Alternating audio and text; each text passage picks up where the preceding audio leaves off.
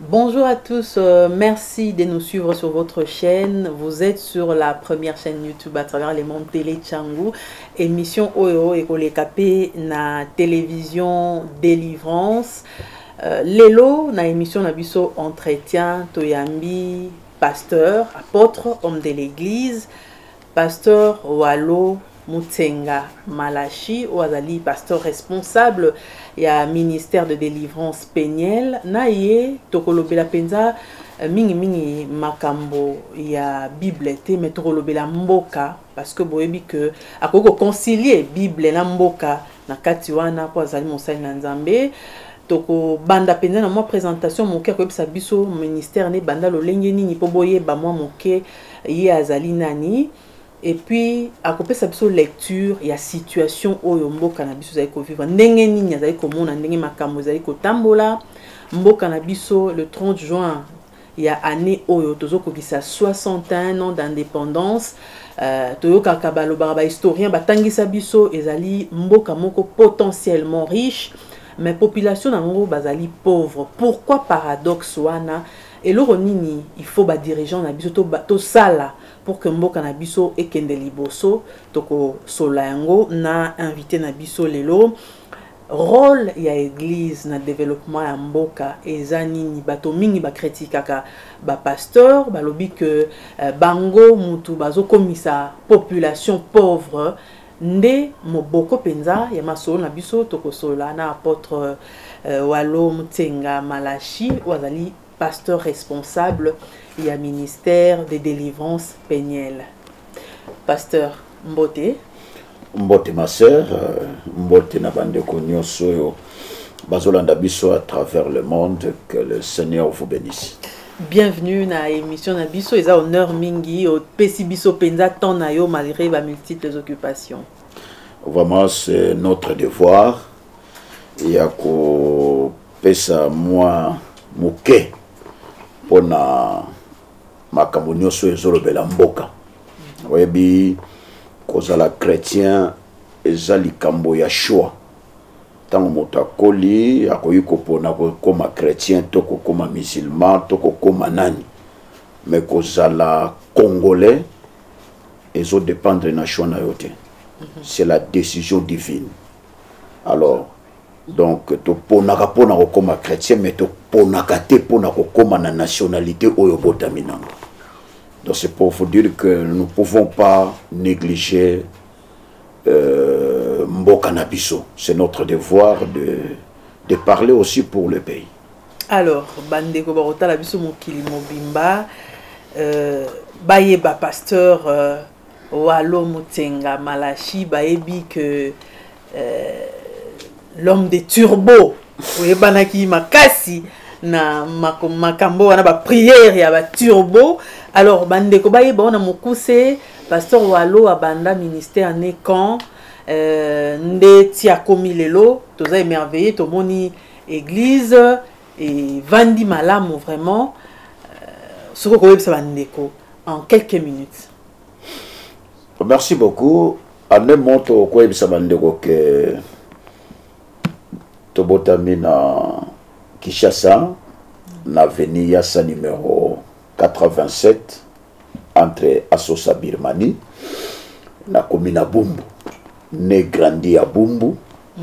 Alors totangi pe na école na biso ba laïque ba école souvenir ba Bumbu na batoye. Nous avons connu le Seigneur en 1980 quelque. Tobanda ikosambela malembeti na groupe de prière il y a Kwilu 36 34 et bandaki na 34 pe toye na 36. Bon okuna nde toye bakinzambe encadré par notre papa Tridon Yakasongo. Après quoi encadré bisoti na 1994 nde nzamba bengi biso tokende sala ministère à délivrance. Bongo bakambi na biso basambeli pona biso balobi non tozela nzambe pa lobela bango tozeli pendant 2 ans tozo travailler kaka après 2 ans nde baye kosambela pona biso balobi bon nzambe abengi yo ya solo tozwi confirmation ba prier pona ngai et puis ba libérer ngana kiko banda ministère de délivrance peignée. Alors ti na yeko bala nazana bana mitano 5 enfants avec ma femme Espérance Matondo. Aujourd'hui le ministère est partout dans le monde. Awana Kisasa tozana ba église belé plus de 40 et puis na ba province tozana ba Lubumbashi na Boma na Maniema na Bisikebele libanda pe tozana France, Belgique, Washington, Texas. Tozana ba église belé. Voilà parcours spirituel. Oui, voilà. Montuna Msengezaka, pour nini opona qui ministère de délivrance. Pour nini on qui accent sur délivrance. Et ça qui kopona penzate parce que tant nzamba bengi biso ayebi singa lobina bengi yo kende sala musala oye keseni na oye bozo sala esika moko. Tozaki na groupe de prière et d'études bibliques na kwelo 34 ce qu'on nzamba bengi nga pona kende banda ministère de délivrance. Alors likabo nzamba pesa kinga même temps nazaki na groupe de prière na biso nazaki responsable ya intercession. Donc likabo nzamba pesa kinga intercession et sengela kisiko ezala élargi. Yango wana apesa ki biso ministère de délivrance. Mais avant nzamba pesa biso abenga biso nazalaka na retraite moko personnel. Ba lupango moto bandaki kovanda ba locataire ba bimi na senga ki bango na kota wana natanda ba loka moto ya kofutela na kota ki na retraite wana na kati ya retraite wana ndi nzamba pesa kinga ba passage mibale ya Nouveau Testament ya Isaïe na ya Ancien Testament ya Nouveau Testament ya Actes des Apôtres na ya Ancien Testament ya Isaïe chapitre 42 wana ndalobi na ponio pour kende komema peuple nanga na lumière et puis alobi obimisa bango na bakasho et puis bazo demeurer na ténèbres bakende bazwa lumière.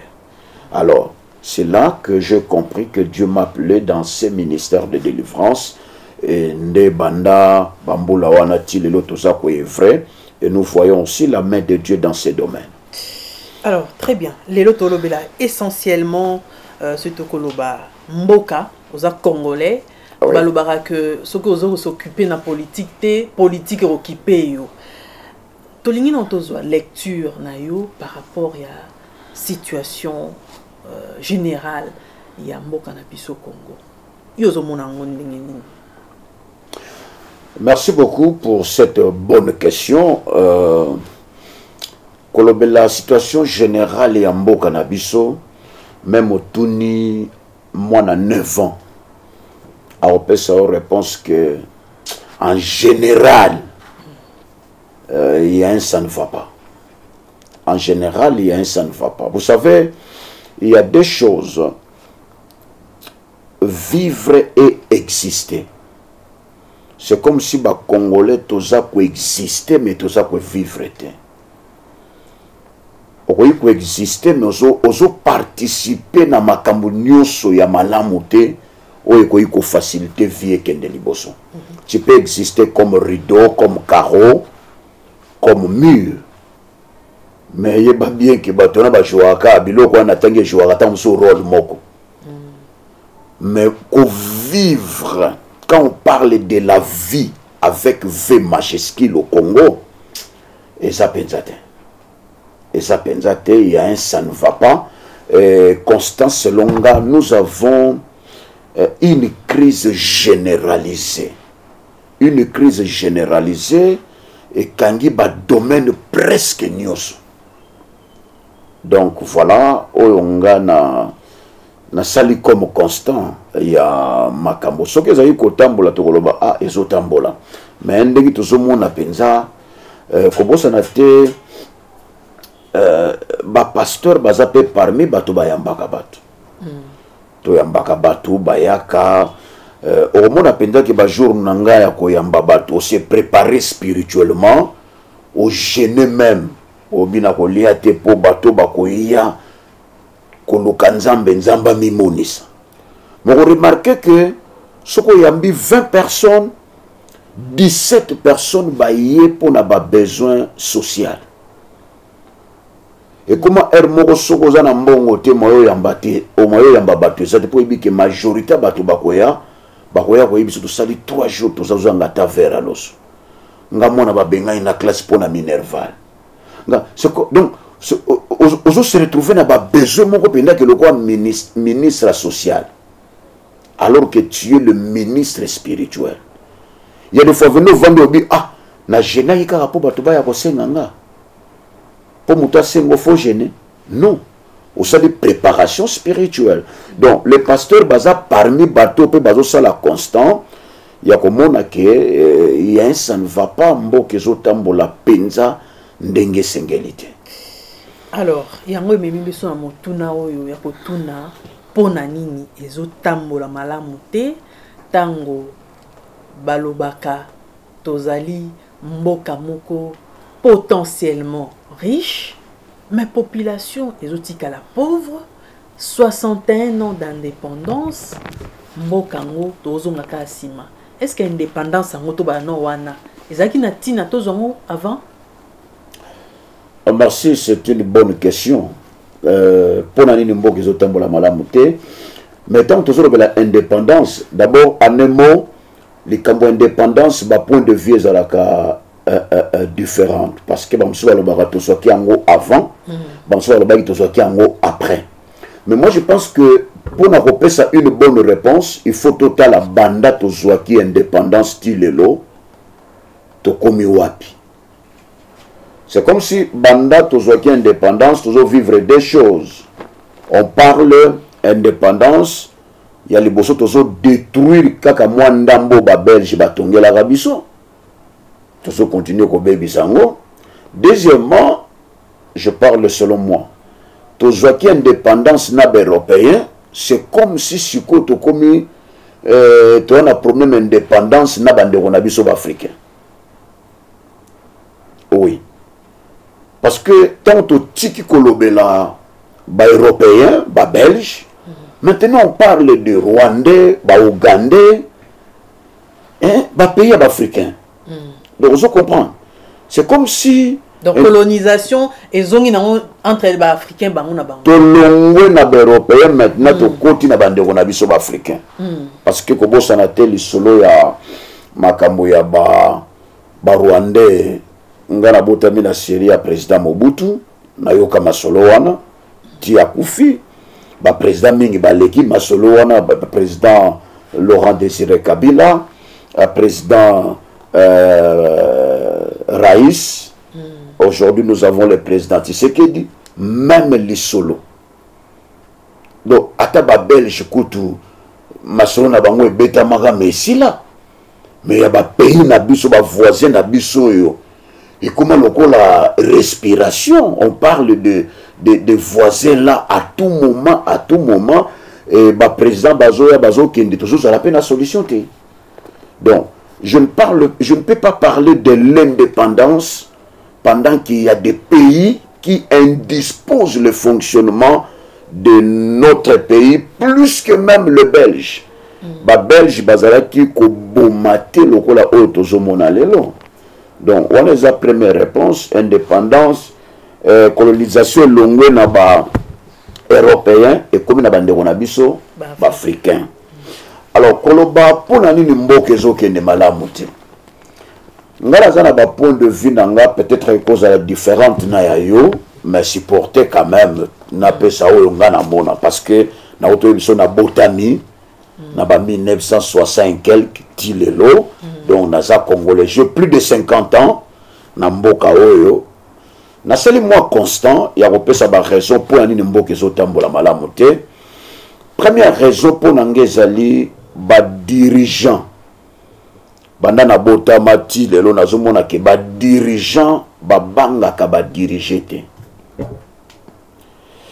Pona nini? Parce que mboka nyonso oyo ba dirigeant bazo banga ba diriger bazaka na mwa ba réserve balobaka ah surtout salibo au moins ba payer le roi ba payer belé na Europe ce qui lipa ba matisi kaka moi centime réaction ya population et comme ko bangisa na mutazo matisa mbala mo wakitisi.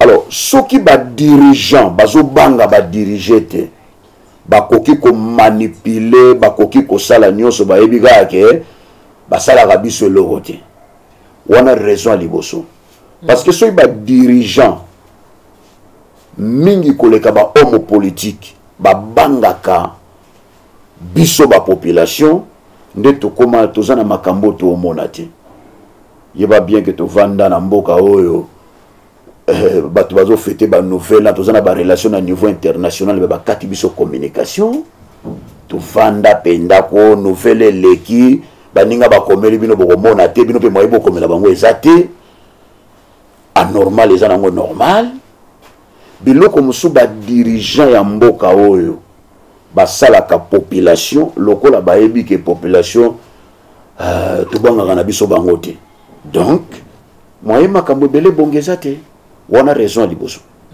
raison ya mibale mboka oyo ezobonga te parce que c'est comme si ba dirigeant na biso mingi koleka ba politicien azo bano bandanga na botami constant na sali signification ya mo peuple oyo biso toyebi eza oyo ba politicien ba yebi te na ndenge ni pona biso soko ba bi peuple elakisi biso nyonso tout congolais mais c'est comme si signification ya peuple et pas ya ba politicien peuple elakisi nga mwasi nanga soki naza na basi ebele basi nanga bana nanga bandeko nanga na bato ya parti politique nanga po soki signification ya mo peuple ezalaki penza ndenge penza dictionnaire elobeli yango nde toza boye te.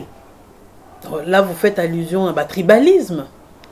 Non, pas même tribalisme. Tout le monde a l'élo au monde a je ne parle pas de tribalisme tozo ba ngai na biso na botami na tango ya président Mobutu tozwa tango ya président Mobutu ba président ba oyo baleki na ba ozomona penda ke ba sona bi net bata parti politique bato bazoko appuyer yo baza bato bazaka bato ba membre bato ya tribunal hote c'est-à-dire pona ba dirigeant ebele peuple oyo balobela kezaka biso te c'est comme si ezalaka bloc moko ya bato boye peuple li koloba bato a parler du peuple li koloba bato a sénat peuple li koloba bato bazo quoi non c'est qu'on a biso peuple biso kaza peuple eza biso nyonso pour ceux qui ezalaki biso nyonso 60 ans oyo touti ko to sala indépendance oyo ka président tant apesa discours abina 60 ans moyen kuta ko s'excuser exacté. C'est le président qui a dit ça. Alors, il y a un peuple, le président, le ministre, le premier ministre, est-ce qu'ils ont peuple, wana ya Makala, peuple à Kanluka, peuple ya Mutugoti Nave, peuple, est-ce qu'ils ont biso? Non, c'est comme si peuple, wana égal, basi, bana, bandeko bato parti politique nanga na ba fan nanga wana cause nga na moni ya mibale ezo sala ke mboke kende malamu te cause misato mboke ezo kende malamu te ezali to koti plus na distraction c'est la distraction oui beta ba pays okutu ba pusani hein ba se donaka na ba fertilité te lokola biso. C'est-à-dire que au moins les kamoko bimi boye pas ndenge bato ba vandeli yango c'est comme si c'est la clé ya épanouissement ya mboka et ko zabino 6 mois bo vandeli loko wana talaka mboka nazo c'est un pays des événements événement moko yebo oya lobi boye na président ba sala ngo boye primature récupérer ngo sénat vandeli bongo. Est-ce qu'on pose la question, dans ces pays, il n'y a pas d'autre chose pour développer? Bon, on reste, au moins les Camerounais, 3 mois, alors que na 3 mois na bokoki kokende liboso mpe bosali makambo minene. Quatrième raison mboka ezokende malamu te, c'est à cause des rappels. Il y a trop de rappels, même rappel ya makambo toyebi. Tango AFDEL les pouvoir ou bien tango président Kabila dirigeaki, rappel ezalaki kaka nani ayebi te 32 ans Mobutu ya destruction mboko.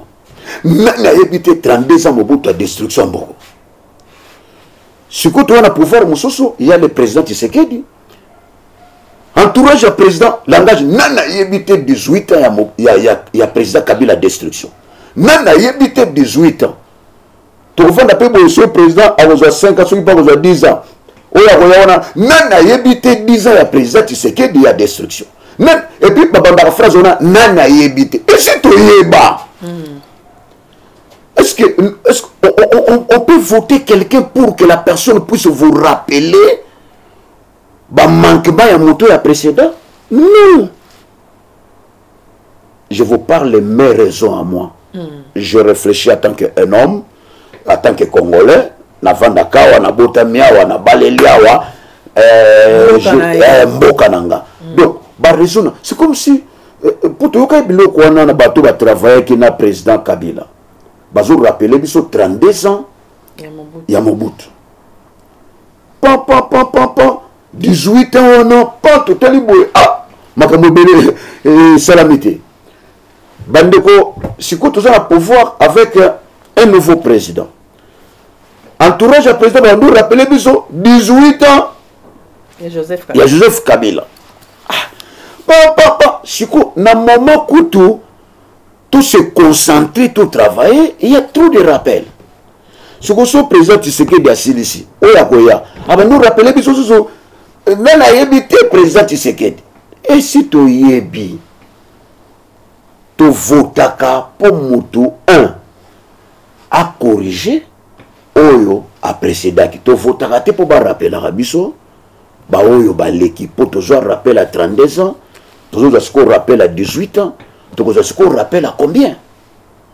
On a raison, il y a Misato. Quatrième raison, c'est la Gamboka n'a vu ceux qui ne sauté. N'a jamais commencé et jamais continué. Vous savez, ma soeur, dans notre pays, nous sommes bandés le côté. Ça, je vous dis la vérité. Par rapport à ma pays, Moussoussou, Oyo, Tomona, nous avons. Je peux dire, c'est comme si le pays n'a pas encore. Ah oui. Si on trouve les Kambamaï, la capitale, si tu as une solution maï, pas encore. La capitale, si tu as une solution courant, pas encore. La capitale, le chômage, pas encore. La capitale, tout, pas encore. On a coupé dans la province. Ouais, je parle de capitale. Donc, comment tu peux vivre dans un pays, il n'y a pas encore? Au moins, moi et Sengoko, à ta côté, on a nos makambo simbité, mais eux aussi, ils ont une solution.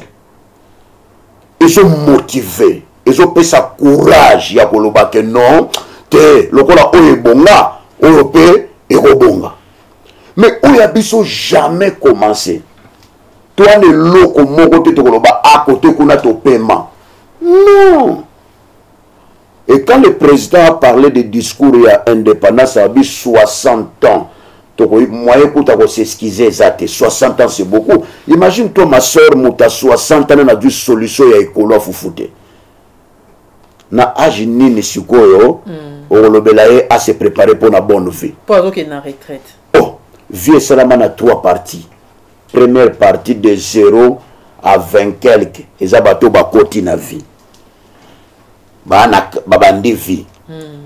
De 30 à 5 ans. Et ça va tout katikati à vie.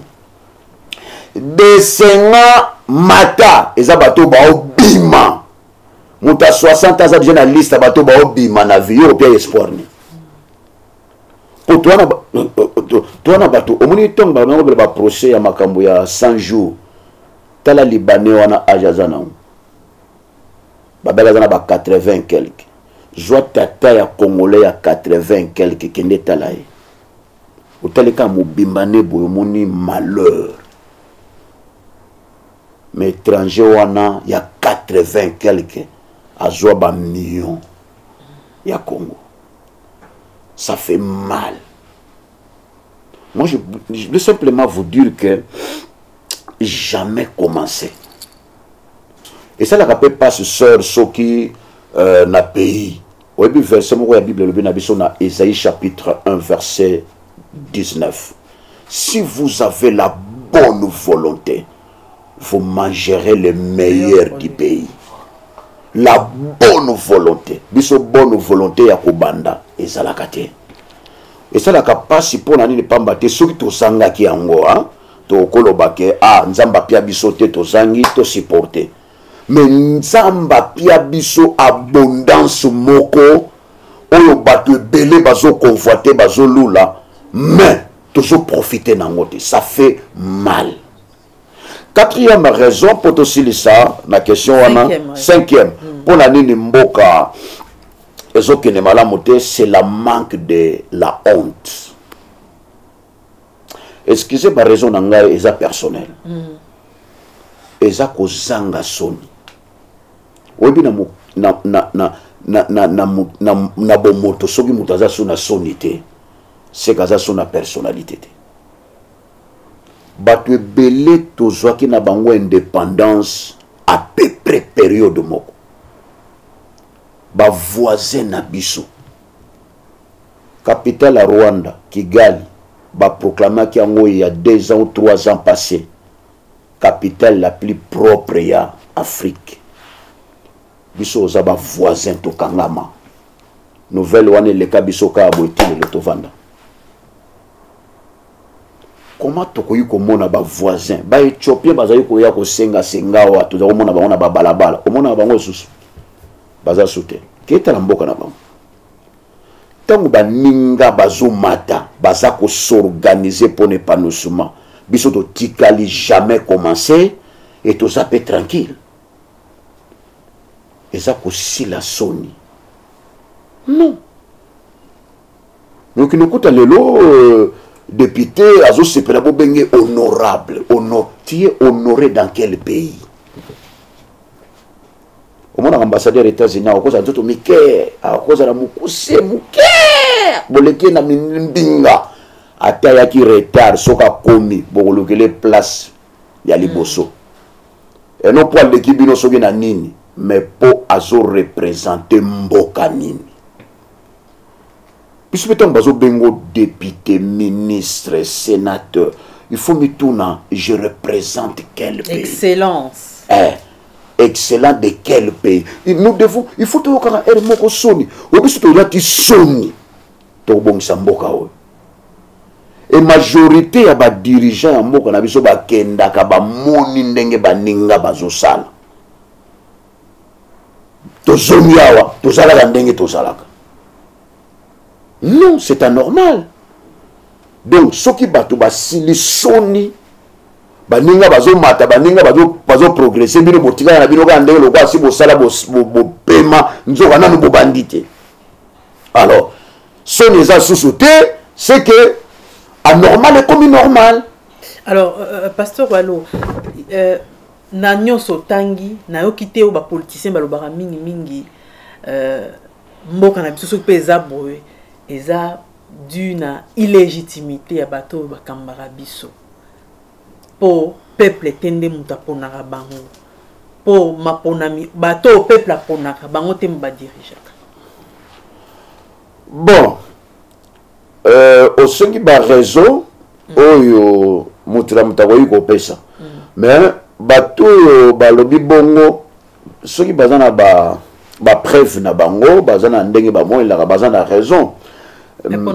Pona ngai ndenge ba élection lekaka na place ba décidera na ndenge ba tukindaka ko voter to voter mais na sala constant moko bato ba ko za la peine na moi raison ponga na sala constant moko to mona mutu moko boye na quartier na biso azwate asilika kanisa na ba témoin sala makambo ebele ya mabe na quartier mais ba proclamer kuna azui. Je comprends. Batona ba cause à peine raison selon oyonga na mona. Alors, problème na biso pe ezali ndenge pe l'élection elekelaka na organisation penza ezaka penda malamu te. Vous voyez, dans un pays comme ça tozozanga na ba ordinateur obinga na voyager na kena na province moko bazwa cacher des gemmes babeta na billet. Mais si moto mais pourquoi ça? Oh non, au côté il faut babeta le cacher na babeta cacher na billet. Si vous billet na somba ki aller net naza na oboka una poubelle na do na oboka na cacher na yo. C'est pour vous montrer que le pays n'est pas organisé. D'abord, le fait qu'il y a une carte d'identité, c'est déjà un manquement grave. Il y a un qu'est-ce que nous pouvons faire pour que nous puissions faire? Le problème de la soit qu'il y a un individu, ou bien que ça la culte de personnalité y a un individu. Il y a une différence d'aimer le pays en général ou bien kolinga mutu même mutango to sala mabe comme ici idole na yo. Nous devons aimer le pays et nous devons aussi combattre la haine. On comprend. Wana pona ngai na koyi koloba soki ba voter obimi gloire à Dieu, mais ça la rappelle quand même que moi personnellement, quand je prie pour le président actuel, je demande à Dieu à Sungaye pour réussir. Parce que comme ça n'a été bandang na botami personnellement c'est la première fois que mon président a dirigé le pays à une opposition. C'est une grande responsabilité. Donc notre président Tshisekedi a grande responsabilité pour être premier président. Il y a opposition à diriger le pays. Donc, nous avons fait songaï pour réussir. Parce que nous avons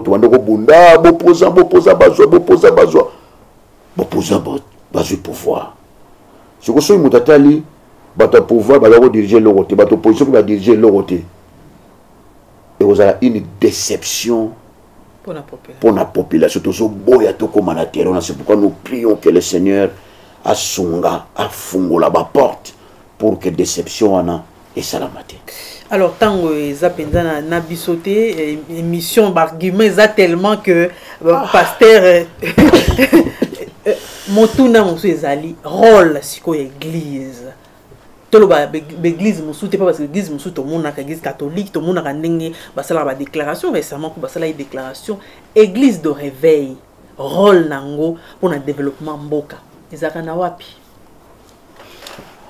Bon. Merci, Ndengo apprécié l'église catholique, et ça la déclaration, et ça là tout ça. Pour participer quand même à la politique, mais l'église de réveil, apparemment, ils ont la querelle, il y a la poste, il y a une association à Binoana, tout ça. Bon, on y a sauté, bien sûr. Justement. On y a sauté, mais je pense que le rôle de l'église est d'abord, premièrement, spirituel. L'église a un rôle liboso, il y a molimo, il y a milimo ya bato. Manquement, il y a l'état. Ndetinda makambo ebele lelo église koma kosala. Soko tali lelo ba église fungoli ba école na ba pays l'état do sala mosala na ye. Soko église alinga fungola tuni l'état otuna na quartier awa ba école ezate ya biso yo lingo fungola mosala yango wana. Biso ba église lelo koma kosala makambo ebele pona manquement ya l'état. Ngala tena na biba mokonso na termine na moni batu ba entourenga pasteur kolchela biso mai pasteur to na posa mai na tuli bango mai ya molimo babité ya robinet ya pompe ya robinet. Alors imaginez-vous ngana kotsa tout quartier mobimba so ipe commune mobimba okotela ngo mai. Donc vous comprenez, et pas pasteur bazo senga mai ya résidence, donc et pas ministre énergie bazo senga ba verser Bible na prière. C'est la contradiction. Alors, ce qui l'État a la makamuna été, tâtonnement, et routine moto, touche à tout. Il y a un pasteur, le côté, pasteur. Il y a ce qui l'État a la makamuna, même catholique, non. N'a pas payé les organisés l'État à rendre la population vie normale. Prêtre baza, ça la vangote. Parce que que l'État a la makamuna. Alors, et là, comme si on a un catholique, ça là, changement ni même. C'est ça aussi le problème. Parce que les gens condamnent, mais quand on a vu ce prêtre, ça là, est-ce que les politiciens ou les le problème est en moi, non? Donc, l'église, normalement, elle a devoir, il y a aider Batou, en intimité profonde avec Dieu, marcher dans la crainte de Dieu. 2, il y a préparer Batou, linga nation na bango. L'église a cultiver dans le cœur des membres l'amour de la nation.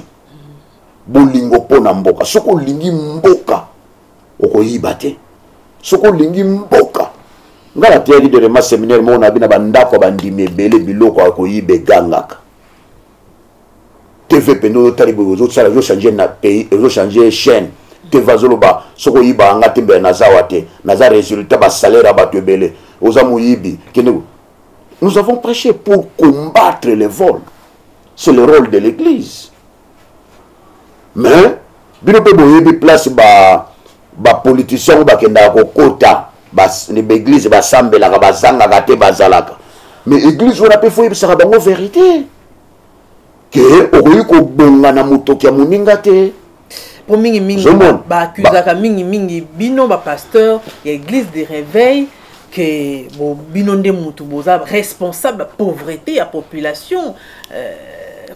Tolandaki moko na bino abibengaka moko na bino ye moko alobeke biso ba pasteur biso muto bomi mboka oyo. Réponse c'est faux. Le développement du pays ezo senga biso nyoso to tia maboko. Les pasteurs préparent le cœur. Quand les pasteurs prêchent azo tinda batu babanga nzambe ba détourner biloko à l'état.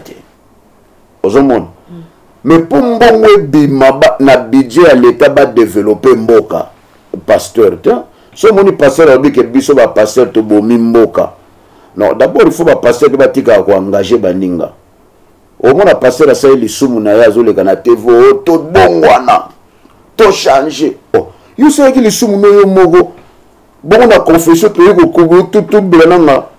Non, la Bible nous dit tes péchés t'éteindra. Donc, nga sona sayi lisumu nanga, sona nga senga bolimbisi nanga, na koya ko senga repentance na publicité. Donc, quand les gens parlent comme ça, ils engagent tous les pasteurs. Oh, biso ba pasteur to liambongo. Non. Ils ont batu mususu na ba politicien ba yebike, ba meka bango ba boya, ba sollicita bango ba résista, ba lia bambongo wa makambo wana te. Donc, et puis quand le biso ba pasteur to bomi mboka, eza ko komisa ba politicien encore ba titi. D'abord bolinga ko bongisa mboka ezala te. Yo ke bo eza ba politicien te mais eza biso ba pasteur. En d'autres termes, il si bango ke bo va na bino bo sala sous ce côté, bo sala le biso ndeto bomi. Non. Et puis na journaliste azotiki la pasteur a loba biloko ndenge ati tiki pe tikal na mito batoke ba politicien ba bomi mboka te mais ba pasteur tant au procès auto le cas il y a 100 jours ba mbongo wana ba soma minene wana pasteur il n'a pas cette autorisation pour mbongo ebim. Voilà, il y en a bimboko et comme une distraction.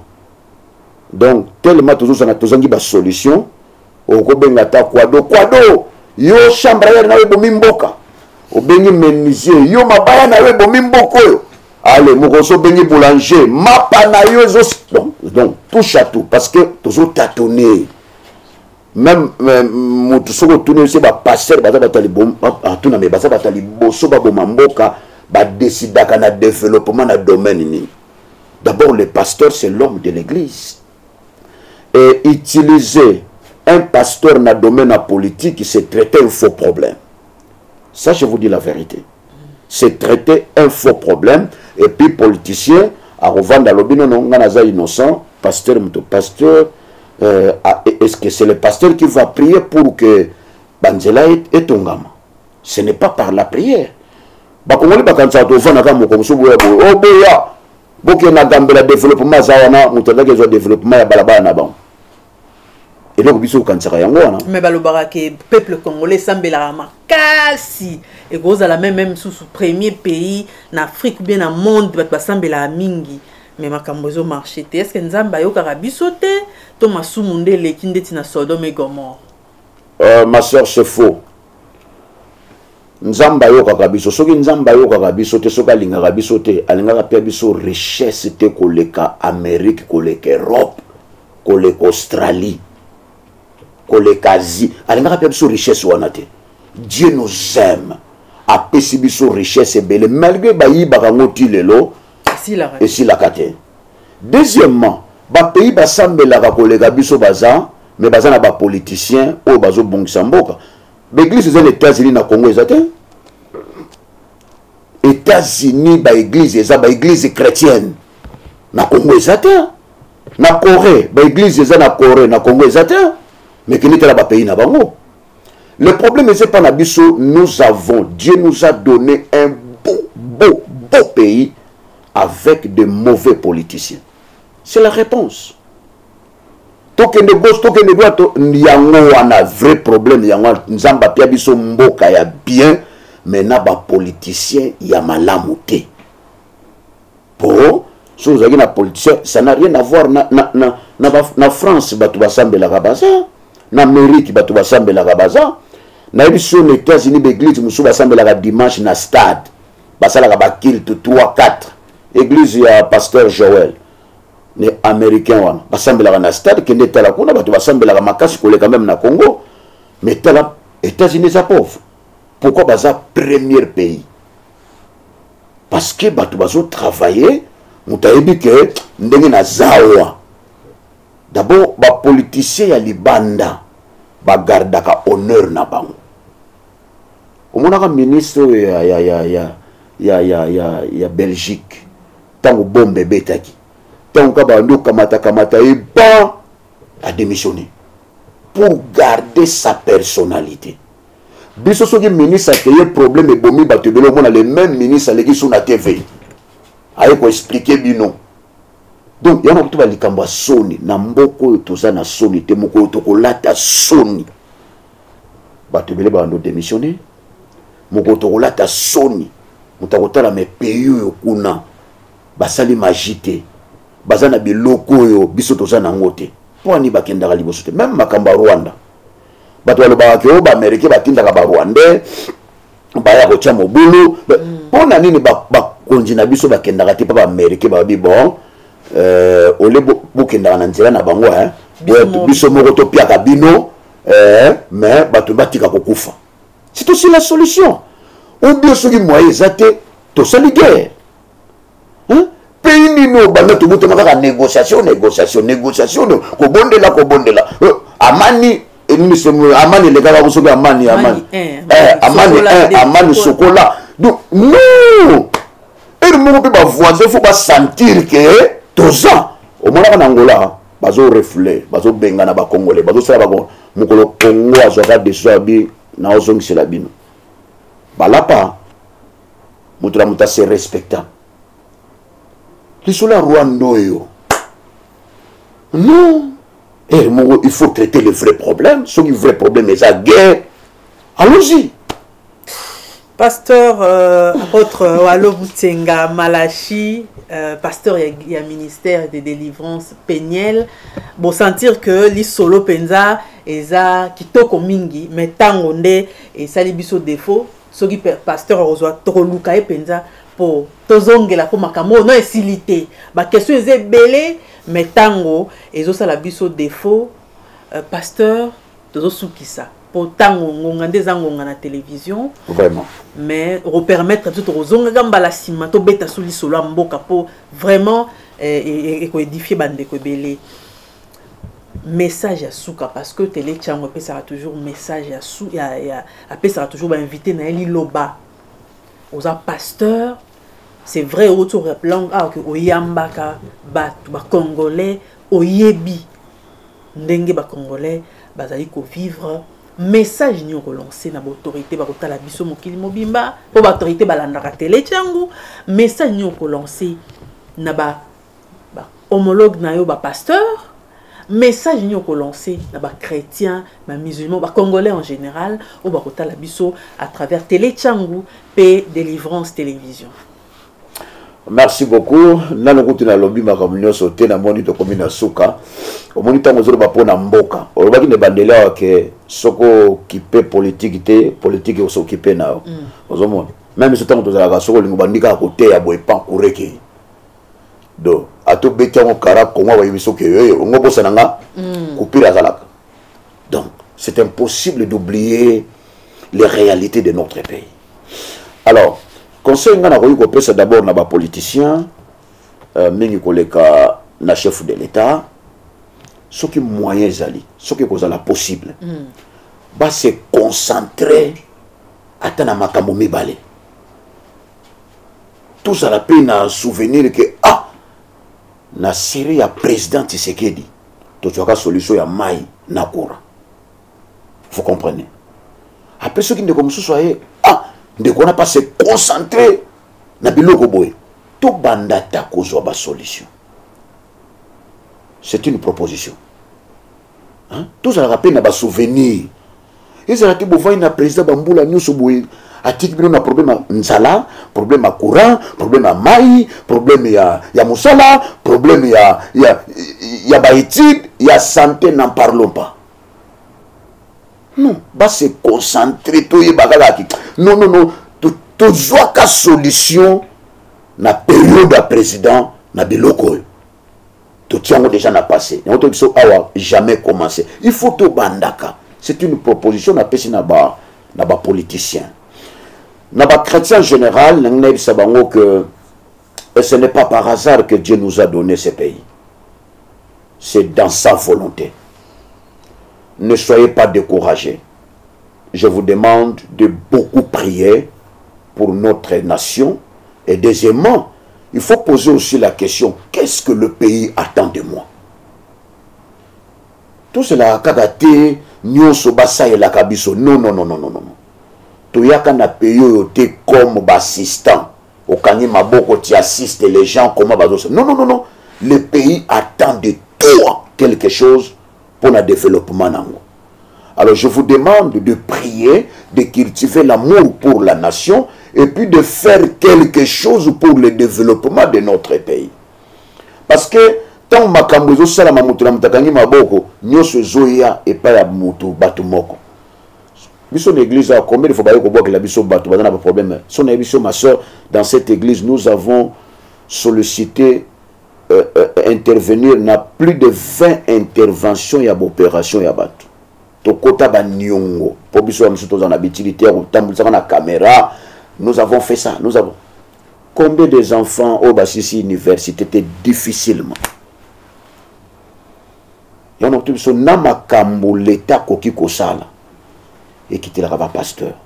Il y a des fois mes enfants chassés à l'école parce que aussi pourtant moi na moko aza orphelin wa oyebisieva na mwana yebiso mi papa yo yebana tala ba bengani biso devant les gens nazalaki nango mais mwana moko aza na université bino boza na humanité to si sana no côté mwana wa azande konanga te la personne tant ça za école mosusu mais on fait ça alors to singi na bango ba se concentrer prophète be moko ya munoko mboka moko elobaka na le bango na lingala bien na munoko wana na ebité na bango na munoko wana balobaka mbwa ke na emalumaya menjila mosi kalandaka mbwa zaka na makolo mine me alandaka nzela moko. Alors tout mekana ko kende likambo tout na likambo douane est-ce que likambo to silisi to solution nango to ke likambo mai ma sœur okundi maketo ça soki deuxième soki 40e pays na monde to leki na mai mais na capitale bato bazo tambola na babidon bazo lamuka 4h 5h ko kende luka mai to sanga kanini tio produit ou bien bamfoutement. C'est bizarre. Dans l'abondance, nous avons tout en akati abondance aux ozanga. Il y a un comment ça proverbe wana o menisa zanga kiti. Le bomaka na Congo. Donc biso abondance na biso metozo zanga. Donc moi je pense que je vous demande d'aimer le pays et de faire quelque chose, moi y compris bien sûr. Na sali par nanga yo sali par na yo. C'est ça le développement. Mais l'État a facilité. L'État. Quand je parle de l'État, même biso a en église, tracasserie moko, dérangement. Oyambi, si batia biso cadena na bato DGI. Sauf que l'église ba otia cadena, DG, ba DG, ba D, DG RAD, DG, DGRK, de kala ba D. Na mitu na kame église so ezo nyoko maboye. Bon so yi muta fungoli mwa boutique na ye. Moi été. Paye okuza lokola ndako nganga te. Osima ekila. Oh, bikili. Non, c'est notre pays, nous devons quand même, c'est notre devoir de respirer dans notre pays. Na émission église to zwaka, so na émission ba DG, Baksaka Nasuka, DG, RAD, DG, I, DG, DRK. Oh, boy. Alors je me demande, église, elle doit souffrir, boy. Un rôle minimum église, elle souffrir, boy. Asbel. Bongo siko ba commerçant.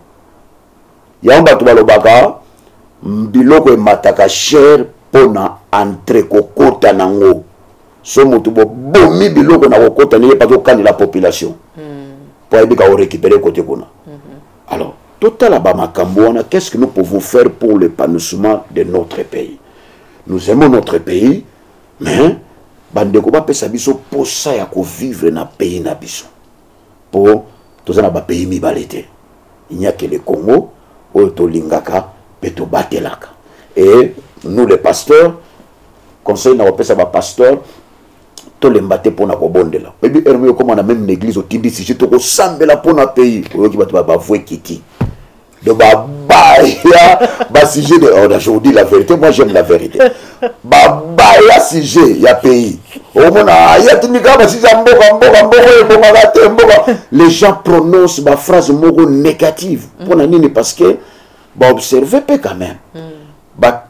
Politiciens encourager la population. Créer espoir.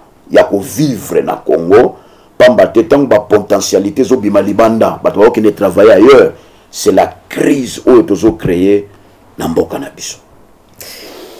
Apôtre Walo Mutenga Malachi, Totondi Botondi.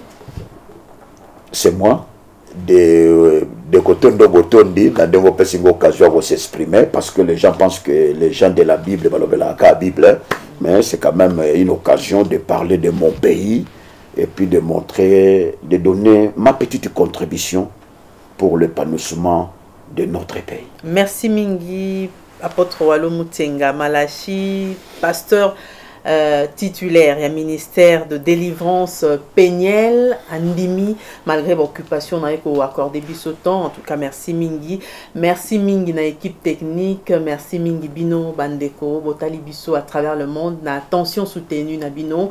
Restez toujours connectés sur votre chaîne Télé Tchangou, la première chaîne YouTube à travers le monde. Et puis Borolanda Bisopé na délivrance télévision. Télé Tchangou est toujours là pour vous servir. Merci.